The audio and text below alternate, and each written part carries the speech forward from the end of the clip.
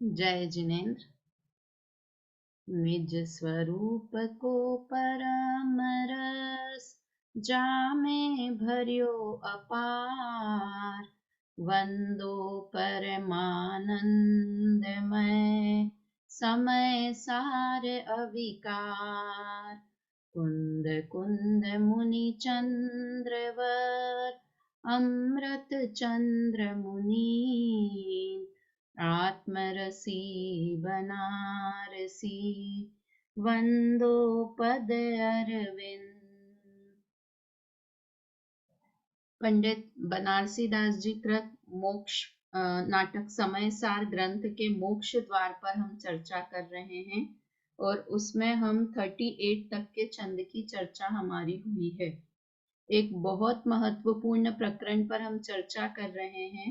समय सार ग्रंथ के 36 और 37 गाथा जो है वो उसी के आधार पर ये छंद बनारसी दास जी ने लिखे हैं।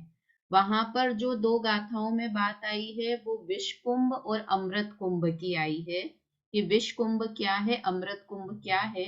और उन दो गाथाओं के ऊपर अमृत चंद्र आचार्य ने 5 या 6 कलश लिखे हैं। उन कलशों को आधार बनाकर यहाँ पर बनारसी दास जी बात कर रहे हैं।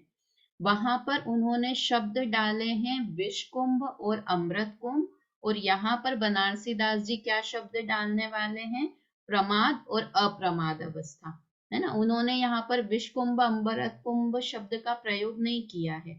तो वहां पर जो उन्होंने विष कुंभ कहा है वो किसे कहा है, शुभ भाव को विष कुंभ कहा है और शुद्ध भाव को अमृत कुंभ कहा है ना।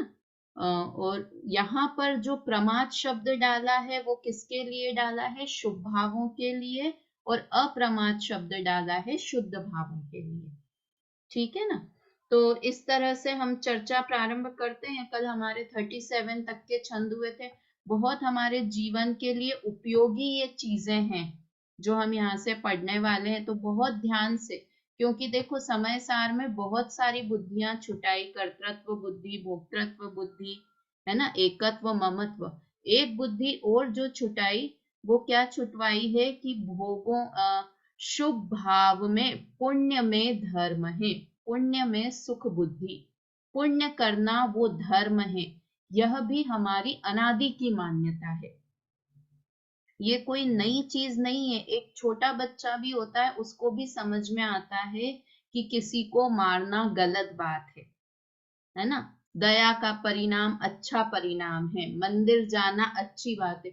चोर भी चोरी को बुरा मानता है ना। तो शुभ भाव को तो हम अनादि से ही अच्छा मानते हुए आ रहे हैं, है ना। हमको भी अच्छा लगता है धर्म करना, पुण्य करना, मंदिर जाना, स्वाध्याय करना, सारी चीजें अच्छी लगती है।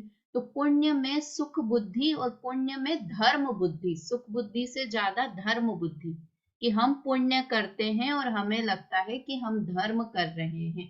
तो हमारी उस मान्यता को यहाँ पे पुण्य पाप एकत्व द्वार में भी इस चीज की चर्चा आई थी, और यहाँ पर भी इस चीज की चर्चा वापस से बनारसी दास जी कर रहे हैं, कुंद कुंद आचार्य देव कर रहे हैं। तो हमने कल 35 नंबर का छंद पढ़ा था, है ना। इसको एक बार छंद को वापस बोलते हैं और इसके ऊपर वाला छंद भी फिर एक बार हम पढ़ेंगे।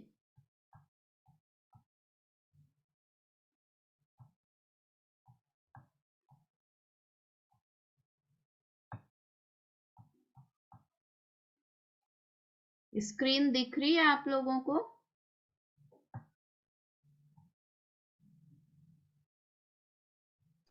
दिख रही है दी। अच्छा, एक मिनट मेरे थोड़ा सा ना सीधा नहीं है। अच्छा, एक मिनट में करती हूँ।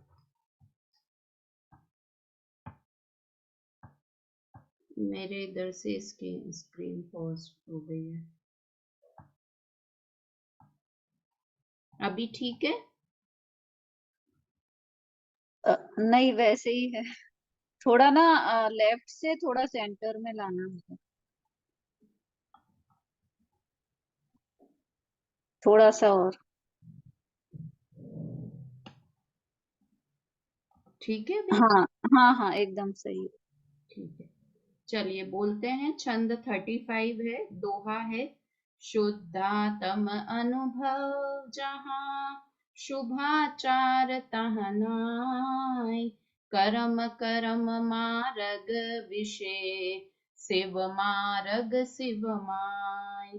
यहाँ पर करम करम शब्द भी 2 बार आया है और शिव शिव शब्द भी 2 बार आया है। इसकी चर्चा कल हमारी चल रही थी जब क्लास बंद हुई।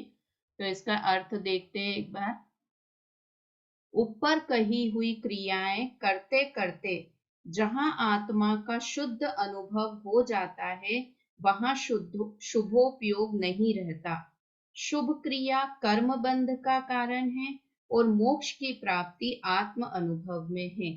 तो ये कर्म कर्म मार्ग विषय, पहला कर्म दिया है शुभ कर्म, शुभ क्रिया करना। शुभ क्रिया करना वो कर्म मार्ग है, मतलब कर्म बंधन का कारण है।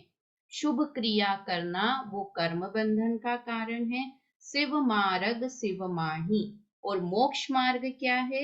आत्मा का अनुभव करना। ये शिव माही, जो बाद का शिव शब्द है वो आत्म अनुभव के लिए लिखा है, और शिव मार्ग मतलब मोक्ष मार्ग। मोक्ष मार्ग वो आत्मानुभव है, और शुभ क्रिया करना वो कर्म मार्ग है। दोनों मार्ग अलग अलग हैं। एक कर्म मार्ग है जो कि संसार बंधन का कारण है, और मोक्ष मार्ग है वो संसार बंधन से छूटने का कारण है। देखो यहाँ एक लाइन है, ऊपर कही हुई क्रिया करते करते जहां आत्मा का शुद्ध अनुभव हो जाता है, वहां शुभोपयोग नहीं रहता। अब ये जो ऊपर लिखा ना कि ऊपर करती हुई क्रिया करते करते आत्मा का अनुभव हो जाता है, इसका क्या मतलब हुआ कि हम शुभ क्रियाएं करेंगे और एक दिन ऐसा आएगा कि शुभ क्रिया करते करते हमें सम्यक दर्शन की प्राप्ति हो जाएगी। ये पढ़ने में ऐसा लगता है, किंतु कल भी हमने बात की थी कि शुभ क्रिया करते करते नहीं, शुभ क्रिया को छोड़कर जब शुद्ध क्रिया में आएंगे तब आत्मा की अनुभूति होगी। वो समय भेद बहुत कम है, और जितने भी जीवों को शुद्ध अनुभव की प्राप्ति होती है, सम्यक दर्शन की प्राप्ति होती है, वो कभी भी अशुभ के काल में नहीं होती है ना। किसी को पाप करते हुए, व्यसन करते हुए कभी भी आत्मानुभव की प्राप्ति नहीं होगी। वो जीव जब आत्मानुभव किया, उससे पहले उसने जस्ट क्या किया होगा कि भगवान का दर्शन किया होगा, गुरु के वचन सुने होंगे, समव शरण में गया होगा, मतलब कुछ भी शुभ भाव किया होगा। तो देखने में क्या होगा कि शुभ भाव करते करते शुद्ध की प्राप्ति हो गई, है ना। देखो आप लोग सब नाव में अपन सब बैठते हैं, है ना। तो नाव में बैठते हैं, अब जब नाव से उतरने का समय आता है, जब हम किनारे पर आ जाते हैं, तो क्या करते हैं? दोनों पैर एक साथ बाहर रख देते हैं क्या सुशीला आंटी? दोनों पैर एक साथ रखते हैं? क्या करते हैं? पहले एक पैर बाहर निकालते हैं और दूसरा पैर अंदर ही रखते हैं, है ना। और जब बाहर वाला पैर अच्छी तरह से हमारा जम जाता है, बाहर किनारे पे हमको लगता है हमने अच्छे से रख दिया है, तब हम दूसरा पैर भी निकाल के बाहर रख देते हैं, है ना। समझ में आई? विचार करके देखो, ऐसा ही करते हैं ना। नाव में बैठे हैं, उतरना है, किनारे पर आ गए हैं, तो वो एक पैर बाहर पहले अच्छे से पूरा जम जाए हमारा, तब हम नाव के अंदर वाला पैर उठा के बाहर रखते हैं। दोनों पैर एक साथ बाहर नहीं निकालते हैं। तो वैसे ही हम शुभ भाव कब तक करते रहे कि जब शुद्ध भाव में पैर जम जाए, तब शुभ भाव छूटता है ना। अगर हम दोनों के, हम सोचे कि हम दोनों पैर बाहर निकाल दें, हम शुद्ध भाव करने लगे, शुभ भाव तो हे बता ही रहे हो आप, तो हम शुद्ध भाव करते हैं तो दोनों पैर एक साथ उठा के बाहर रख देते हैं, तो क्या होंगे? मुंह के बल गिर जाएंगे हम, है ना। ना नाव में रहेंगे ना जमीन पे रहेंगे, बीच में गिर जाएंगे, पानी के अंदर गिर जाएंगे। तो क्या करना कि पहले शुद्ध भाव के पैर अच्छे से जमा लेना, उसके बाद शुभ भाव छोड़ना। मतलब वास्तव में वो समय भेद नहीं है कि इधर शुभ का अवलंबन छूटा और इधर शुद्ध का अवलंबन हुआ। किंतु ये पक्की बात है कि शुभ का अवलंबन छोड़कर ही शुद्ध भाव की प्राप्ति होगी। शुभ के रहते रहते शुद्ध भाव की प्राप्ति कभी भी नहीं होगी ना। देखो, हम ये शुभ भाव तो अनादि से करते ही आए हैं ना, अनादि काल का हमारा जीव है। निगोदिया जीव को भी शुभ भाव हो जाता है ना। तभी तो वो दुर्लभ लही जो चिंतामणि क्यों पर्याय लही त्रस्त्रणी। वो निगोदिया जीव स्थावर से त्रस में क्या आता है, वो कौन सी पूजा पाठ करता है, वहां पर कौन सा स्वाध्याय करता है। हम भी निगोद में थे, निकलकर त्रस पर्याय को प्राप्त किया। तो इतने शुभ भाव तो हम भी कर लेते हैं, मतलब निगोदिया जीव भी कर लेता है, किंतु वो शुभ भाव करने से शुद्ध भाव नहीं होता, शुद्ध भाव की प्राप्ति नहीं होती। अनादिकाल से शुभ भाव करते आए, किंतु अभी तक सम्यक दर्शन नहीं हुआ ना। तो इसका मतलब है इससे कुछ अलग कार्य करना पड़ेगा जिससे सम्यक दर्शन की प्राप्ति होगी। तो वहां यहाँ पर इन जो 8-10 छंद हैं, इसमें पूरा प्रयास बनारसी दास जी यही करवा रहे हैं कि हम शुभ के लालच को छोड़ दें, शुभ भाव धर्म है ऐसा मानना छोड़कर उससे आगे बढ़े, है ना। उसकी चर्चा यहाँ पर कर रहे हैं, है ना। आंटी कल आप सुशीला आंटी लास्ट में पूछ रहे थे 2 बार कर्म कर्म शब्द क्यों है, तो आ गया ना। एक तो शुभ हाँ क्रिया के लिए है और एक कर्म मार्ग कर्म बंधन के लिए है। ठीक, चलिए आगे। अगला छंद पढ़ते हैं, 36 नंबर का छंद। इह विधि वस्तु व्यवस्था जैसी, कही जिनंद कही में तैसी। जे प्रमाद संजुत मुनि राजा, तिनके शुभाचार सो काजा। देखो, उनको भी लगा बनारसी दास जी को भी कि मैं ऐसी बात कहूंगा तो आप विश्वास करने वाले नहीं हो कि शुभ भाव में धर्म नहीं है, शुभ भाव छोड़ने योग्य है।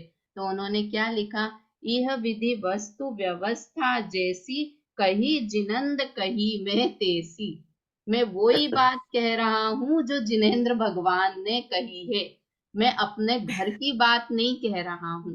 जिनेंद्र भगवान ने जिस मार्ग को अपनाया है वो यही मार्ग है, उन्होंने दिव्य ध्वनि में यही बात कही है, और फिर मुनिराजों ने भी यही बात कही है। कौन सी बात कही है, कि शुभ भाव धर्म नहीं है, शुभ भाव प्रमाद भाव है।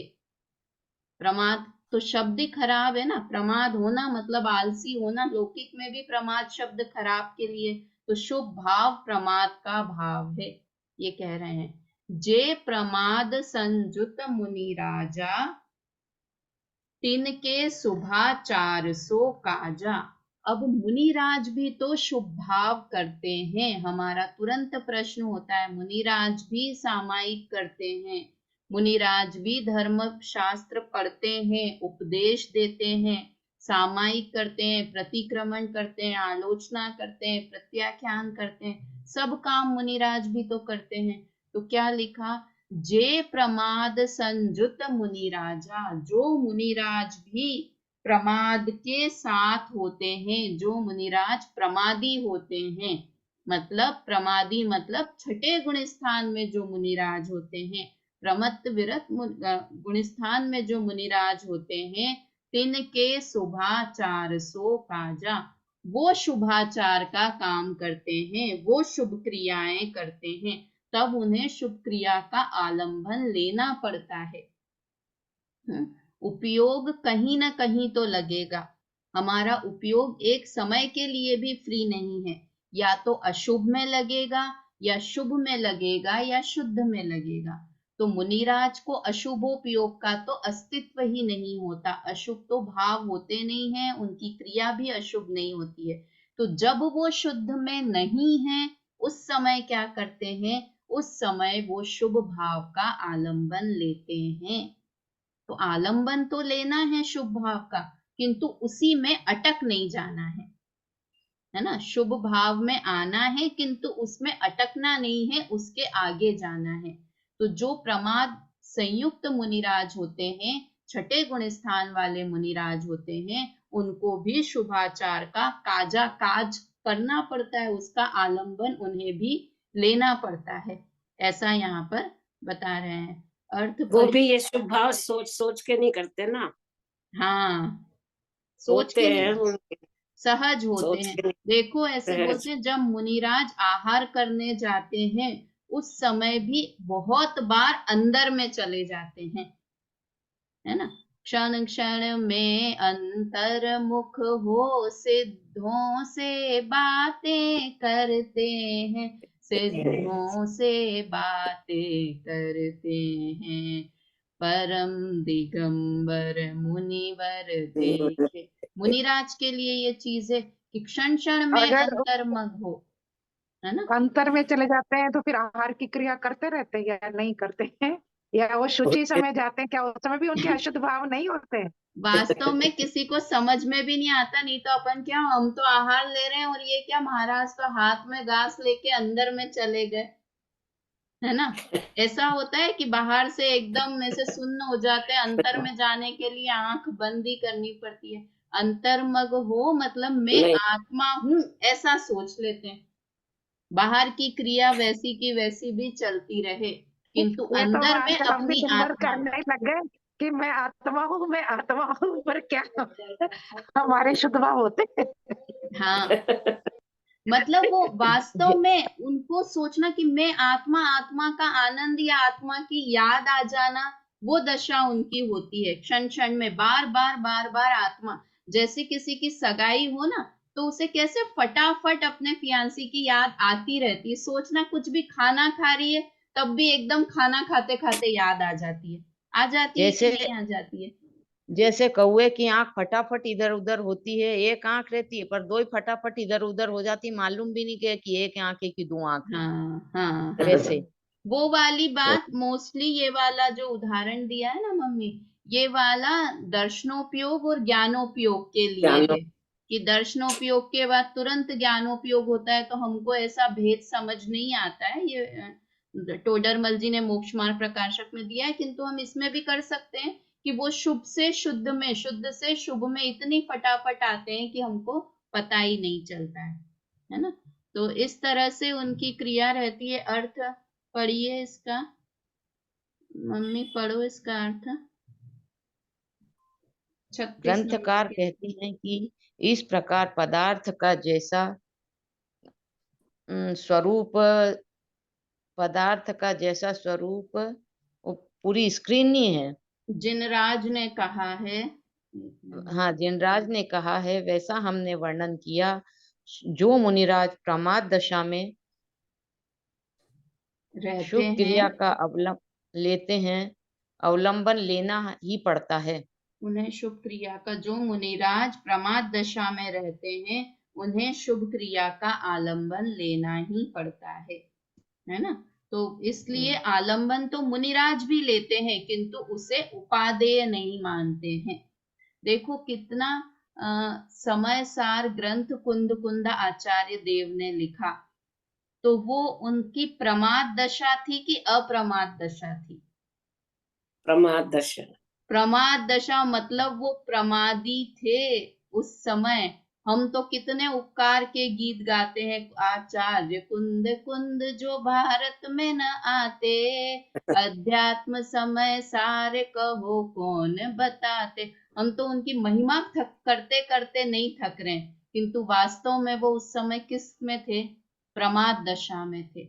और इतना भी आता है कि जब मुनिराज शुद्ध भाव से शुभ भाव में आते हैं तो उन्हें ऐसी तड़पन होती है कि जैसे मछली को पानी में से निकाल के गर्म बालू रेत में डाल दिया हो।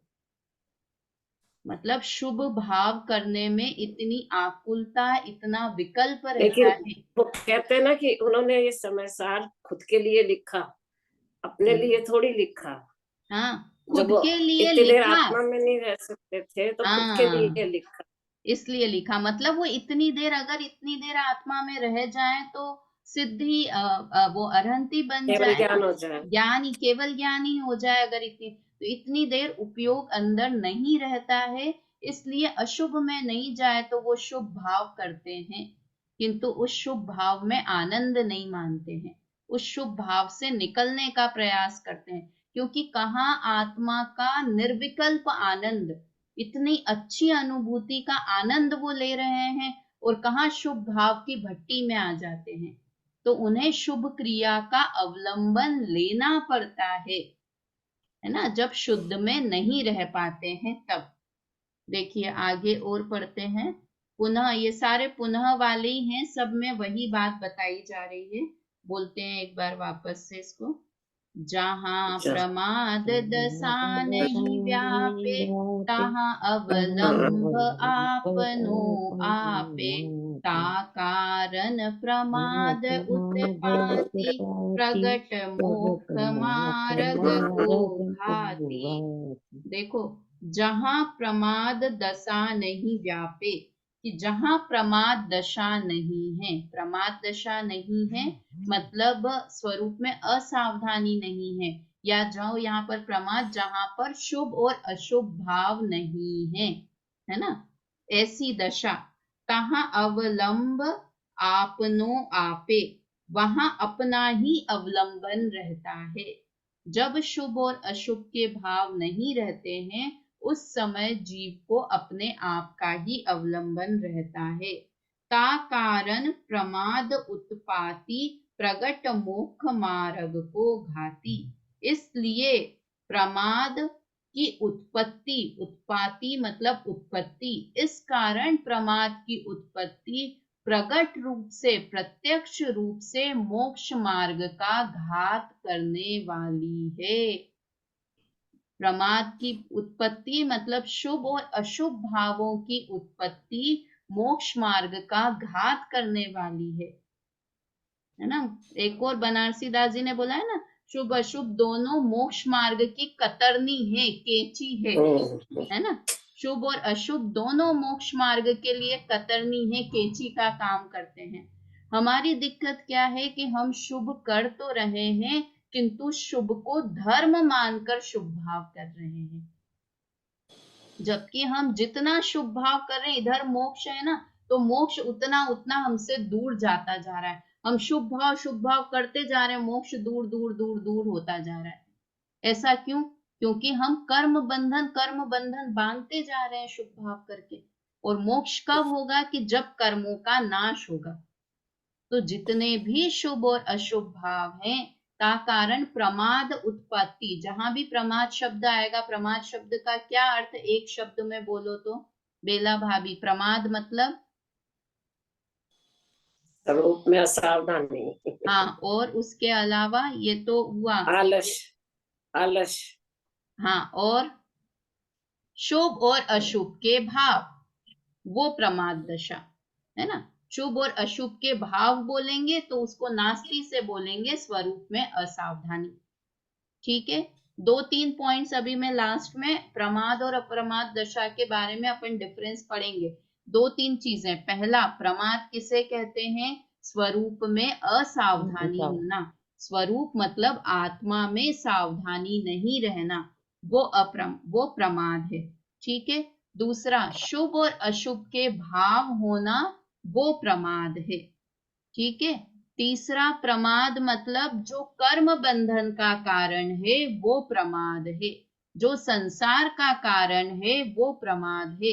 जो मोक्ष मार्ग से हमें दूर कर दे, वो सारी क्रियाएं, वो सारे भाव प्रमाद भाव है ना। जितने भी भाव जो हमें कर्म बंधन कर रहे हैं, मोक्ष मार्ग से दूर कर रहे हैं, वो सब प्रमाद के परिणाम है ना। तो इसमें मुनिराज के जितनी देर ये प्रमाद में रहते हैं, तो कर्म बंध थोड़ी होता है।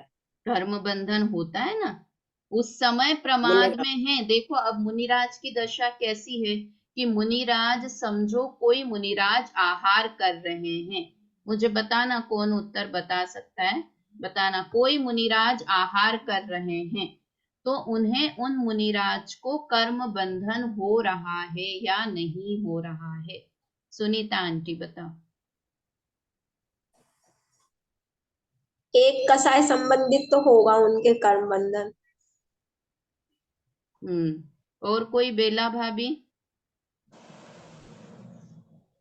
अगर वो कर्म मतलब वो आहार कर रहे हैं, किस भाव से कर रहे हैं, उस पे उनके कर्म बंधन होगा।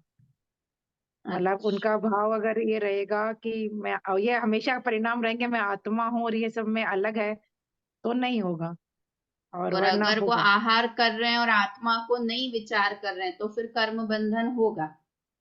वो हाँ, इसलिए कि ले तप बढ़ावन हेतु तन पोजते तन अशन को। तब तब बढ़ाने के लिए आहार ले रहे हैं, इसलिए। ज्योति जी वैसे बताइए। कर्म बंधन तो नहीं होगा उनके, कर्म बंधन नहीं होगा मुनिराज को। नहीं होगा। मम हाँ, ज्योति जी बोलिए।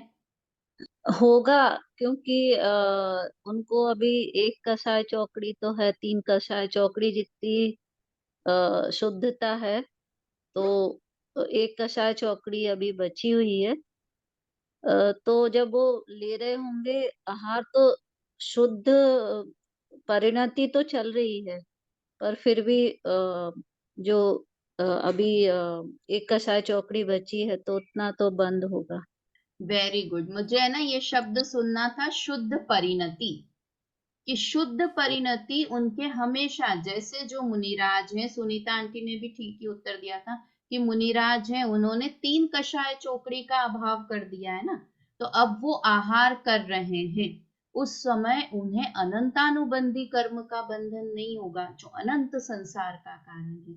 जब वो आहार कर रहे हैं तब उन्हें अप्रत्याख्यानावरण संबंधी कर्म का बंध नहीं होगा, प्रत्याख्यानावरण संबंधी कर्म का बंध नहीं होगा, किंतु वो बंध तो होगा ही जो स्वंजलन संबंधी बंध है ना। उतना वो आहार कर रहे हैं तब भी होगा, किंतु जब वो आत्मा का ध्यान कर रहे हैं उस समय उन्हें कर्म का बंधन होगा कि नहीं होगा, सुशीला आंटी? नहीं होगा। उस समय उन्हें स्वंजलन कषाय का भी बंध नहीं होगा, है ना। जब आत्मा का अनुभव कर रहे हैं, आत्मा में लीन है जिस समय, आत्म ध्यान कर रहे हैं जिस समय, उस समय तो उन्हें एक भी कर्म का बंधन नहीं होगा। समझ में आया? तो वो मुनिराज को जो आहार कर रहे हैं उस समय भी एक स्वंजलन जितनी कषाय का बंद हो रहा है। मतलब वो क्यों हो रहा है? क्योंकि वो प्रमाद की दशा है। आहार करना, वो ग्रंथ लिख रहे हैं, उस समय भी उन्हें कर्म का बंधन हो रहा है। देखो क्यों अभी कुंद आचार्य देव क्यों सर्वार्थ सिद्धि में है। वो तो इतने बड़े आचार्य थे, उनके समय सार ग्रंथ को पढ़कर तो इतने सारे लोगों को सम्यक दर्शन हो गया, और वो मोक्ष नहीं जाके सर्वार्थ सिद्धि चले गए। क्यों? क्योंकि वो प्रमाद की दशा में रहे थे ना, छठे गुण स्थान में ज्यादा रहे थे, और वो उतनी देर आत्मा में नहीं रह पाए कि जिससे केवल ज्ञान की प्राप्ति हो सके। वो सब गौण करना कि 5वां काल था, ये था, वो था, अपन तो उनके परिणामों की तरफ से बात कर रहे हैं। वो एक मतलब अंतर मुहूर्त से ज्यादा नहीं रहे ना। हाँ, एक अंतर मुहूर्त से। मतलब इसका मतलब मैं ये कह रही हूँ कि सोचो प्रमाद की दशा कितनी खतरनाक है, शुभ के भाव भी कितने खतरनाक हैं, जो कि कुंद जैसे आचार्य को भी सर्वार्थ सिद्धि में 33 साल सागर की जेल में डाल दिया। कितने खतरनाक हैं ये शुभ के परिणाम। और हम लगे हुए हैं कि शुभ भाव कैसे बढ़े, हमारा कैसे शुभ भाव बढ़े। एक बार भी शुद्ध भाव करने की कोशिश भी नहीं करते हैं, आत्मा को स्मरण भी नहीं करते हैं, कोशिश भी नहीं करते। मतलब मेरे को सबसे ज्यादा लगता है कि हम कितने सुबट हो गए कि हम एक बार भी सोचते भी नहीं है। हमसे 8 घंटे शिविर में प्रवचन सुनने को हम तैयार हैं, किंतु आधा मिनट भी आत्मा हूं ऐसा विचार करने के लिए हम तैयार नहीं है। तो यहाँ पर शुभ भाव की, प्रमाद की उत्पत्ति मोक्ष मार्ग का घात करने वाली है, मोक्ष मार्ग की कतरनी है, कैंची है, ऐसा बता रहे हैं। मतलब प्रमाद में शुभ और अशुभ दोनों लेना, किंतु यहाँ पर हम शुभ भाव क्यों ले रहे हैं? क्योंकि हम यहाँ मुनिराज की बात कर रहे हैं, तो मुनिराज को तो अशुभ होते ही नहीं है, इसलिए शुभ भाव की उत्पत्ति भी मोक्ष मार्ग की घातक है, ऐसा यहाँ बता रहे हैं। हाँ, पढ़िए सुनीता आंटी, अर्थ पढ़िए। जहाँ शुभ और अशुभ प्रवृत्ति रूप प्रमाद नहीं रहता, वहाँ अपने को अपना ही अवलंबन अर्थात शुद्धोपयोग होता है। इससे स्पष्ट है कि परमार्थ की उत्पत्ति मोक्ष मार्ग में बाधक है। हाँ, मतलब अब इसमें देख लेना कि शुभ भाव यानी कितने लेवल का शुभ भाव, मुनिराज वाला शुभ भाव भी यहाँ मोक्ष मार्ग का घातक कहा है। तो जो हमारे षट आवश्यक जैसे छोटे पुटर जो शुभ भाव है ना, तो वो तो मोक्ष मार्ग के घातक है ही हैं। ठीक है, पुनः वापस, और अभी उनको तृप्ति नहीं हुई है, उन्हें लग रहा है कि हम इतनी जल्दी शुभ में धर्म है ऐसी बुद्धि को छोड़ने वाले नहीं हैं, इसलिए वो पुनः पुनः करके बार बार बनारसी दास जी और छंद लिख रहे हैं। देखिए अगला पढ़ते हैं। जे प्रमाद संजुगत गुनसाई, उठहि गिरहि गुंदक की नाई। जे प्रमाद तजि उद्रत होई, तिनको मोख निकट दृग सोई। कितना अच्छा उदाहरण दिया कि जो प्रमाद से संयुक्त गुणसाई मतलब मुनिराज हैं, साधु हैं, जो प्रमाद से संयुक्त मुनिराज हैं। प्रमाद मतलब क्या लेना, क्या लेना सुशीला आंटी? शुभ शुभ भाव, शुभ भाव, शुभ क्योंकि अपन यहाँ आगे गुणसाई मुनिराज की बात कर रहे हैं, हाँ। इसलिए कि जो शुभ भाव से संयुक्त मुनिराज हैं, उठहि गिरई गेंद की नाई। अब ये क्या बताया, गेंद का उदाहरण दिया कि गेंद कैसी होती है, नीचे जाती है ऊपर जाती है, अपन ऊपर फेंकते हैं नीचे टप्पा खाती है, 4-6 बार जाती है ना, ऊपर नीचे जाती है। ऐसी ही स्थिति मुनिराज की होती है। एक और गेंद की जगह एक और क्या आता है इनके लिए उदाहरण, झूला झूलते हैं। 6ठे 7वें गुणस्थान में झूला झूलते हैं, मतलब 7वें गुणस्थान में आत्मा में जाते हैं, फिर शुभ भाव में आ जाते हैं, फिर शुभ में उन्हें लगता है अरे मैं ये क्या कर रहा हूँ, फिर शुद्ध में आ जाते हैं, फिर आत्मा में उपयोग इतनी देर नहीं लगता है, फिर शुभ में आ जाते हैं। मतलब ऐसे 6ठे 7वें गुणस्थान में झूलते रहते हैं। देखो 7वें संन्यासी का उदाहरण भी है। हाँ एक संन्यासी का उदाहरण भी है, लोह की संन्यासी हाँ, छन्नमाई छिन्नमाई, हाँ, जैसे लोहार की संन्यासी है वैसे झूले का भी देते हैं, यहाँ पर गेंद का दिया है। देखो 7वें गुणस्थान के 2 भेद होते हैं। कौन से 2 भेद होते हैं पता है? कौन से होते हैं? एक सातिशय अप्रमत्त गुणस्थान और एक होता है स्वस्थान अप्रमत्त गुणस्थान। मतलब ये 7वें गुणस्थान के ही 2 भेद हैं। तो स्वस्थान होता है, उसमें क्या होता है, वापस से वो स्वस्थान में चले जाते हैं, 7वें में आए फिर 6ठे में। जब 7वें गुणस्थान में मुनिराज होते हैं, 8वें में अगर पहुंच गए तो फिर श्रेणी मान लेते हैं 8वें गुणस्थान में, और 7वें गुणस्थान में श्रेणी मानने की तैयारी करते हैं, है ना। उपशम श्रेणी या छपक श्रेणी जो भी मानते हैं, उसकी तैयारी 7वें गुणस्थान के अंत में होती है, और 8वें से तो फिर वो श्रेणी में चढ़ गए हैं, ऐसा होता है। तो 7वें गुणस्थान में 2 दशा होती है। एक होती है स्वस्थान दशा, उसमें क्या होता है, वो 7वें से 6ठे में जाते हैं, 6ठे से 7वें में, 7वें से 6ठे में जितने भी ये ग्रंथ की रचना करने का कार्य हुआ, भोजन आहार लेने का कार्य हुआ, तीर्थ यात्रा करने का भाव हुआ, ये सब कौन से भाव होंगे, ये कौन से समय पे होंगे, स्वस्थान नाम के समय पर होंगे, जिसमें वो बार बार आत्मा में भी जाएंगे और शुभ भाव भी करेंगे। ठीक है, किंतु जब सातिशय अप्रमत्त गुणस्थान में आ जाते हैं, तब क्या होते हैं, वो ऊपर ऊपर ऊपर ही चढ़ते रहते हैं, तब वो नीचे की तरफ नहीं आते हैं। वास्तव में इतना अनादि का शुभ भाव चल रहा है ना, तो उस शुभ भाव को छोड़ने में भी मुनिराज को बहुत पुरुषार्थ लगता है ना। मुनिराज को भी पुरुषार्थ लगता है तो हमें तो लगेगा ही लगेगा, है ना। हम भी अनादि से शुभ भाव करते आए हैं, तो वो मुनिराज को शुभ भाव छोड़ने में पुरुषार्थ, तो वो बार बार गेंद की तरह, झूले की तरह, संडासी की तरह शुभ 6ठे 7वें गुणस्थान में आते जाते रहते हैं। तो क्या जब लिखा नीचे नहीं गिरते हैं, जब मुनिराज श्रेणी चढ़ते हैं, नीचे नहीं गिरते हैं, तो उनके फिर बढ़ जाता है कि अंतर मुहूर्त से ज्यादा? नहीं, देखो अगर वो 8वें गुणस्थान में आए, है ना, और अगर छपक श्रेणी लगाई तो उसका मतलब है अब वो नीचे गिरेंगे ही नहीं, अगर छपक श्रेणी लगती है तो।